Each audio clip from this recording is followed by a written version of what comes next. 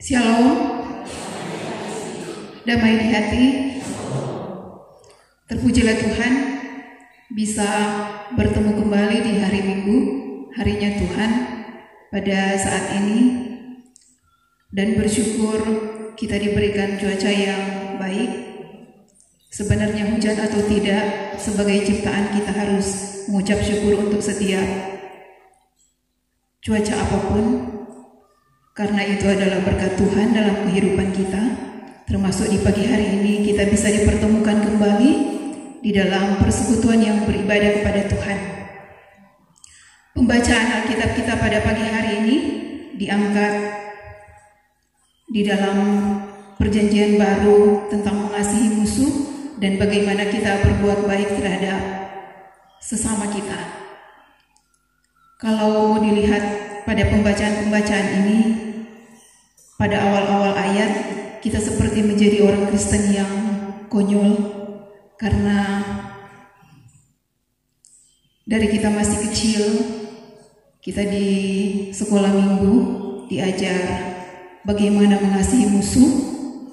Kalau ada yang memberikan pipi yang kanan, berikan juga pipi yang kiri. Dan sebagai manusia biasa, kita merasa itu adalah hal yang konyol, tetapi itulah yang dikehendaki oleh Tuhan di dalam kehidupan kita ini. Injil Lukas menulis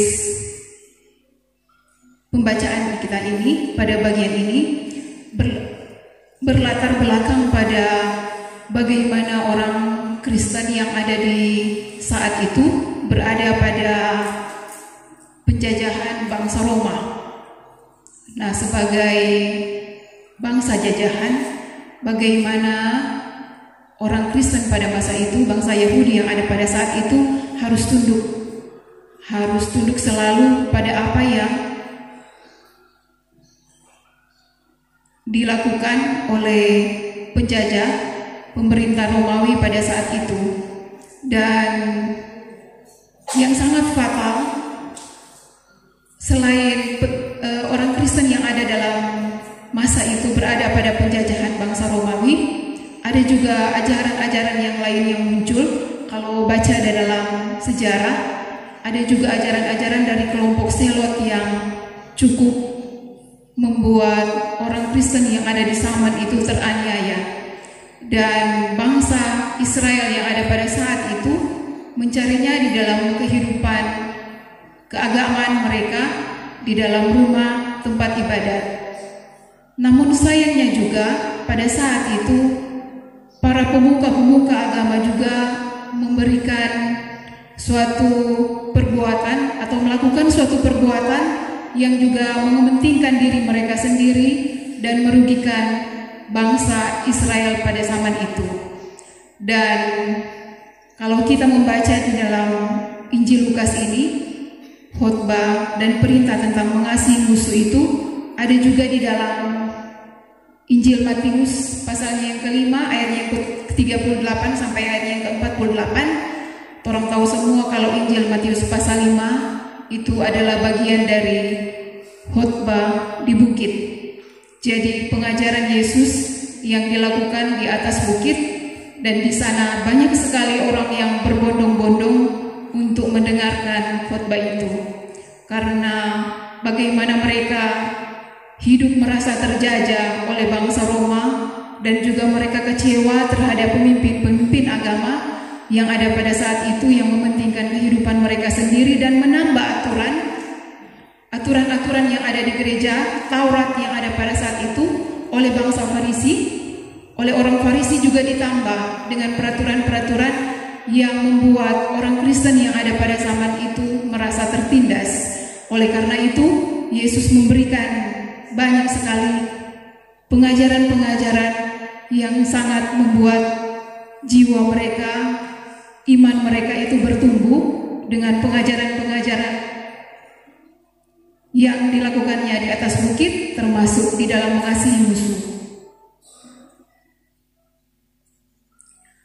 Pembacaan kita di sini berawal pada bagaimana kita mengasihi musuh dan berbuat baik kepada mereka. Terus yang keduanya lagi adalah mintalah berkat bagi orang yang berdosa, meminta berkat bagi orang yang mengutuk, dan berdoa bagi orang yang mencaci maki. Sedangkan mengasihi musuh merupakan hal yang cukup berat sebagai kita manusia untuk bisa melakukannya, apalagi ketika itu kita harus meminta doa bagi orang yang mengutuk. Lebih berat lagi, dan kemudian kita harus berbuat baik. Tetapi bagaimana Yesus memberikan pengajaran kepada kita di dalam pengajaran ini, dan harus kita lakukan. Perintah untuk mengasihi Tuhan itu adalah yang awal yang diajarkan Yesus. Mengasihi Tuhan, bagaimana Yesus meminta hati kita, bagaimana Yesus meminta supaya perhatian seluruh totalitas kehidupan kita hanya ditujukan untuk Tuhan, dan kemudian kita mengasihi sesama kita seperti kita mengasihi diri kita sendiri. Dan kemudian ada pengajaran yang Yesus ajarkan lagi yang lebih tinggi, mengasihi musuh. Dan suatu hal yang wajar apabila semua dari kita merasa ini adalah pengajaran yang enak didengar tapi sulit untuk dilakukan. Karena sebagai manusia kita memiliki kecenderungan untuk membalas. Kalau orang melakukan hal yang jahat, kita memiliki kecenderungan untuk membalas. Bukankah itu juga yang pernah terjadi dalam kehidupan kita? Karena waktu kecil kita baca pertama kali dan pikir ketika orang menampar, kasih pipi kiri, kita pikir-pikir lebih cepat kita petangan yang mau balas ulang dibanding kita pipi kiri yang mesti kasih. Karena pebogo-bogo kehidupan ini, kalau misalnya so kasih pipi kanan so dapat, kong kiri le mau dapat, kita kan ada pipi ketiga yang ada DP cadangan. Kita pikirnya begitu. Tetapi yang sangat menarik adalah Yesus bilang kasih juga pipi yang kiri. Ternyata kemudian ini memberikan sebuah pemahaman di dalam kehidupan kita bahwa ini adalah kehidupan yang berkelimpahan. Karena apa? Ketika pipi kanan kita dikasih, kita juga punya pipi kiri. Dan ternyata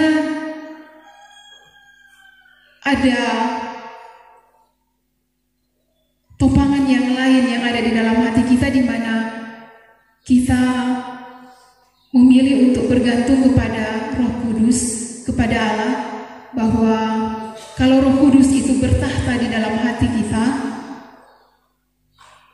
kita mampu untuk melakukannya. Di sini juga dibilang, kalau ada yang mengambil jubahmu, berikan juga bajumu. Kalau di bangsa Israel itu, baju itu dipakai lebih dulu, kemudian pakai jubah. Jadi kalau misalnya jubah itu diambil, pengajaran Yesus bilang ambil juga jubah, kasih juga baju. Itu memberikan pemahaman bahwa kita memiliki hidup yang berkelimpahan di dalam Tuhan. Kalau orang mau ambil torang pe jubah, torang masih memiliki baju, simbol dari kelimpahan Tuhan di dalam kehidupan kita. Dan juga memberikan satu pengertian di sini bahwa kehidupan rohani yang diajarkan oleh Yesus adalah kehidupan yang aktif, yang tidak tinggal diam. Kita tidak diajarkan oleh Yesus untuk selalu berada pada posisi kita menjadi korban. Kita diajarkan oleh Yesus bahwa ketika kita ditampar, ketika kita barang milik kita diambil, kita diajarkan oleh Yesus untuk memiliki peran aktif. Kita tidak hanya menjadi orang yang selalu berada di posisi di pojokan, tetapi kita diajarkan oleh Tuhan untuk mengambil peran aktif. Peran aktif di sini adalah kita bertindak, berbuat baik, kita mengasihi. Jadi tidak ada maksud dari pembacaan ini bahwa orang selalu berada di posisi yang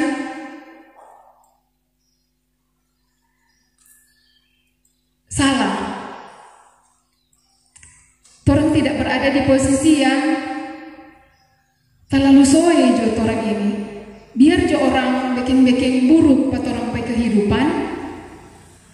Biar jo orang bikin jahat pada orang pada kehidupan, dan orang cuma berada pada posisi orang itu menjadi korban. Peran aktif yang diajarkan oleh Yesus di sini adalah kita mengasihi dengan cara kita mendoakan mereka. Kita mengucapkan berkat bagi orang yang mengutuk. Karena kata-kata berkat yang diucapkan ketika orang yang mengutuk kepada kita itu sulit untuk dilakukan. Tetapi Yesus mengajarkan bahwa berkatilah orang yang mengutuk dan berdoalah bagi orang yang mencaci. Itu adalah kehidupan aktif yang diajarkan oleh Yesus. Jadi bukan hanya kita biar jo orang bikin susah pak kita, biar jo orang fitnah pak kita, biar jo orang-orang caci-caci pak kita dengan kata-kata yang melukai. Kita tidak berada pada posisi yang selalu terluka, tetapi peran aktif yang diajarkan oleh Yesus di sini adalah kita bertindak untuk mengasihi, kita bertindak untuk mengucapkan berkat, dan kita berdoa untuk mereka. Ketika kita berdoa untuk mereka, yang terjadi adalah kasih di dalam kehidupan kita itu akan semakin bertambah. Jadi dendam, rasa sakit hati, rasa iri, ketika kita bertindak untuk mengasihi, mengucapkan berkat dan berdoa, itu akan terkikis dan perlahan-lahan. Dan kasih yang timbul di dalam kehidupan kita itu pasti akan bertambah, pasti akan memiliki kasih yang memiliki kualitas yang dengan iman yang tinggi.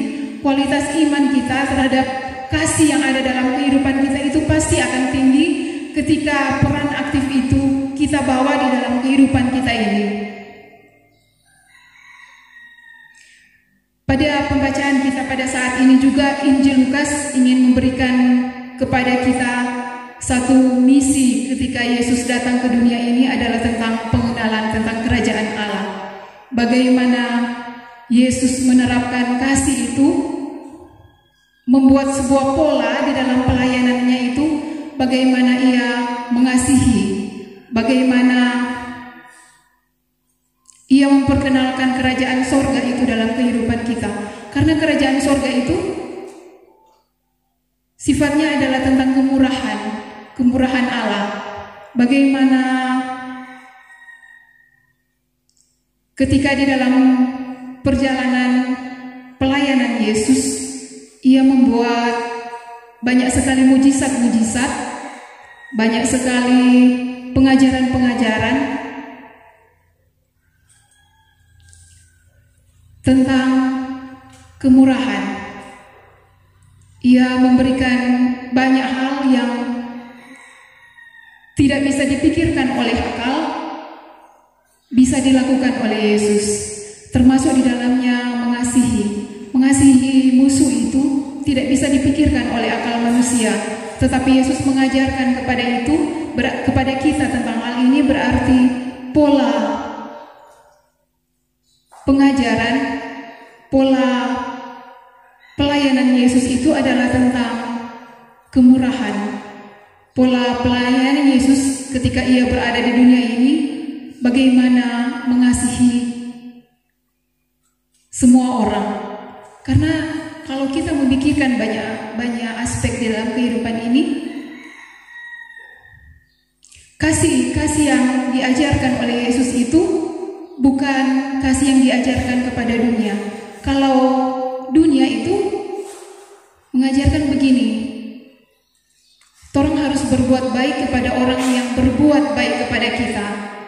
Tetapi yang diajarkan oleh Yesus adalah kita juga berbuat baik, tidak hanya kepada orang yang berbuat baik kepada kita, tetapi kita juga berbuat baik kepada orang yang berbuat jahat kepada kita.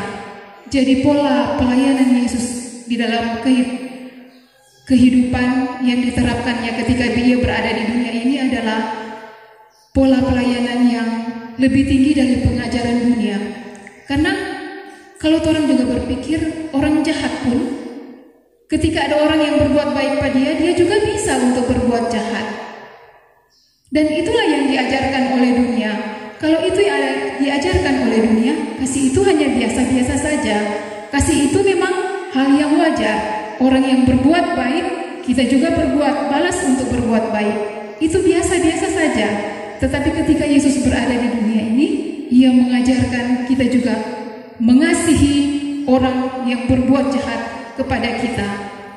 Nah, di sini bagaimana menerapkan pola itu? Adakah di antara kita yang merasa ini hal yang susah, ini hal yang tidak layak, ini hal yang tidak wajar, karena saya sudah merasa begitu tersakiti, kemudian kita cuma bisa kita balas untuk berbuat kebaikan dengan memberkati dan mendoakan. Yang Yesus ajarkan di sini adalah marilah kita membuka hati untuk datang kepadanya.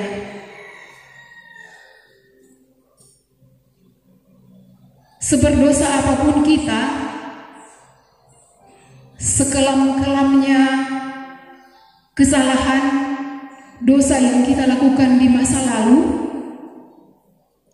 marilah datang kepadanya. Bukalah hati kita untuk kita berada di dalam sebuah pertobatan yang sungguh-sungguh kepada Dia. Datanglah kepadanya, mintalah Ia membasuh kita dari dosa dan kesalahan yang kita lakukan pada masa lalu, dan mungkin dosa yang dilakukan pada masa kini yang masih sedang kita lakukan. Datanglah kepada Tuhan, mintalah Ia mengampuni kita, karena sesungguhnya inisiatif untuk berdamai dengan manusia itu datang dari Allah sendiri. Kita berbuat dosa pun Allah tetap mengasihi kita.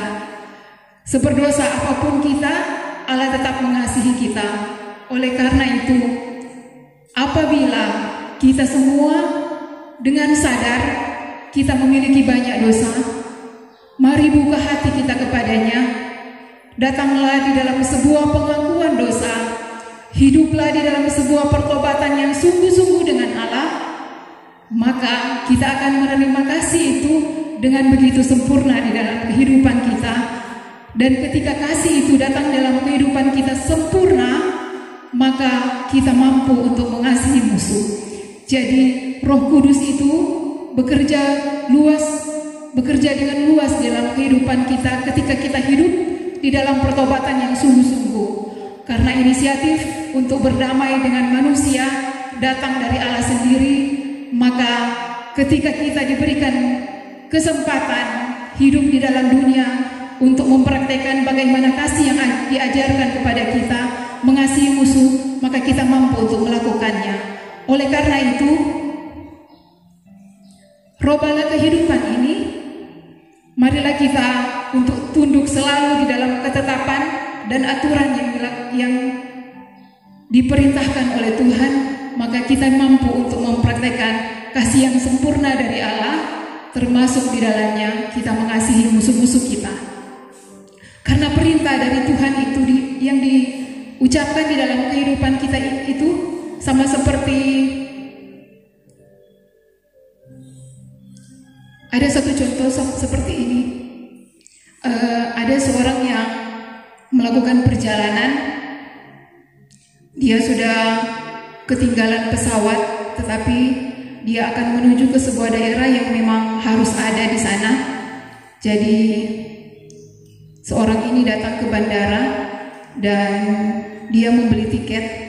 Biasanya kan kalau orang membeli tiket itu sebelum torang melakukan traveling, torang melakukan perjalanan, dan orang ini datang ke bandara membeli tiket, dan kemudian di bandara bilang tiketnya sudah habis, terjual.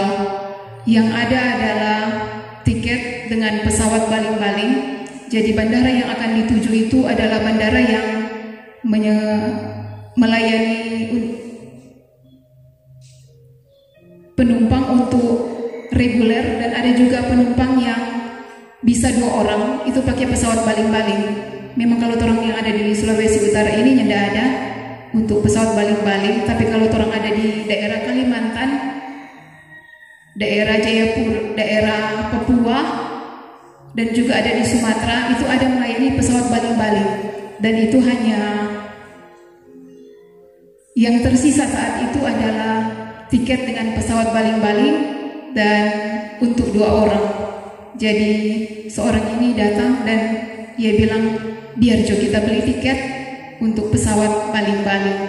Dan terbanglah mereka menuju bandara tujuan dengan pesawat baling-baling.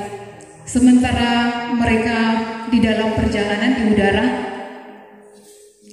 sang pilot pingsan.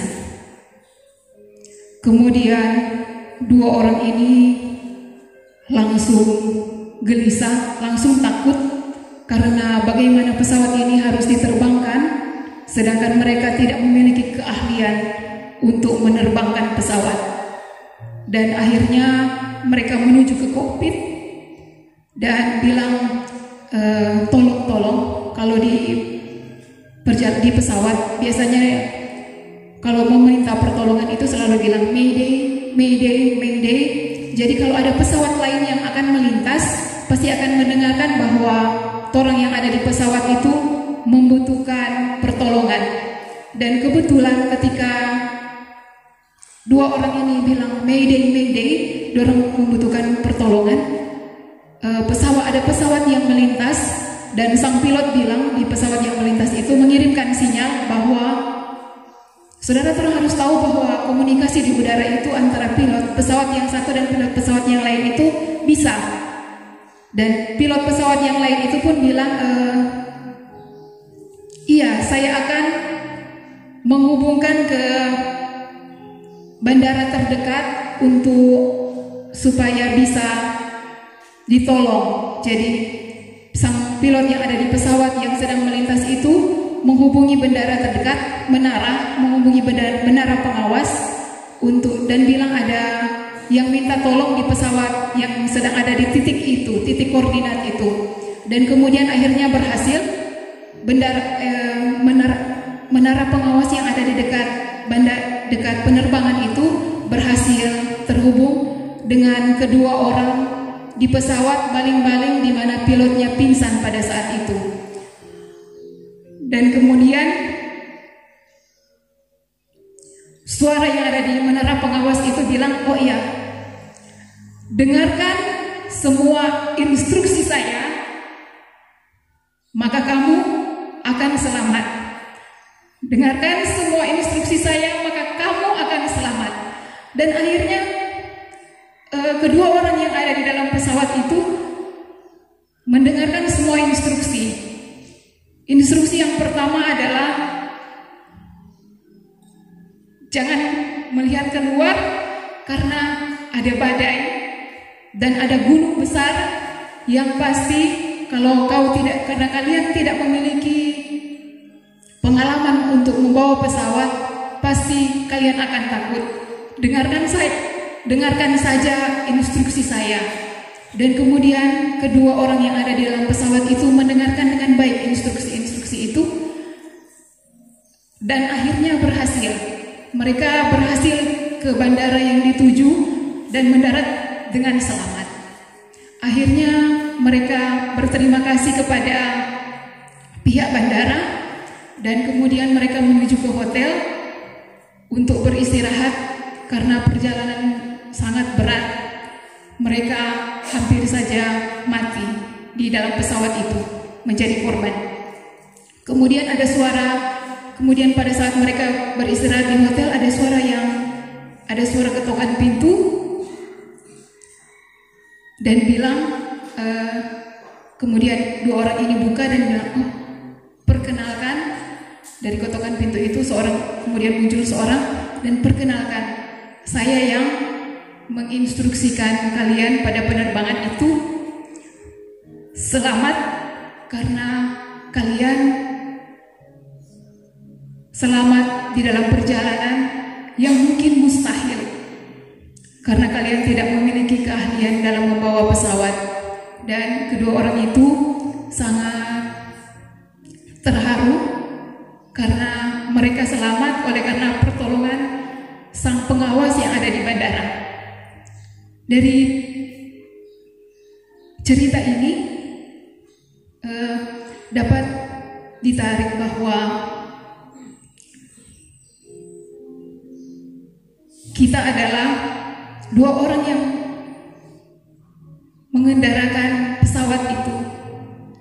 Kita tidak tahu akan dibawa kemana pesawat itu, tetapi instruksi yang dilakukan oleh seorang yang ada di menara pengawas itu sama seperti perintah ajaran ketetapan yang ditetapkan oleh Allah dalam kehidupan kita. Instruksi itu mesti orang bilang baik-baik. Karena apa? Orang tidak tahu ada badai, orang tidak tahu ada gunung besar yang ada di luar, tetapi ketika kita mendengarkan instruksi itu, kita akan mampu untuk selamat di tujuan. Memberikan pengertian kepada kita bahwa ikutlah semua yang diperintahkan oleh Tuhan. Semua instruksi, semua itu berupa ketetapan, aturan, dan perintah.